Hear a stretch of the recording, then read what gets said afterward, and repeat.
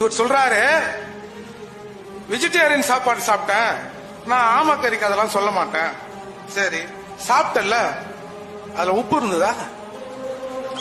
நீ பிரபாகரனோடு சாப்பிட்ட உணவில் உப்பு இருந்ததா?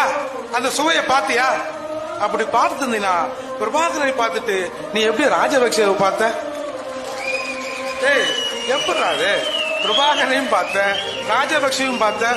ஓ, உப்பு போட்டு திங்கல போலுது, அதனாலதான் பிரபாகரனுக்கு துரோகம் பண்ணியும் ஈழத்தமிழர் அழியணும்னு நினைச்சியோ?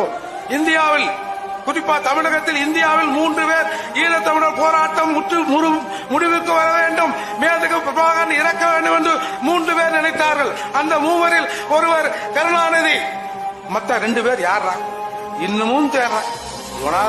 அவனா இருப்பானா அப்படின்னு இன்னமும் தேடிக்கொண்டிருக்கிறோம். அதையெல்லாம் போய் முதல்ல தேடுங்கடா.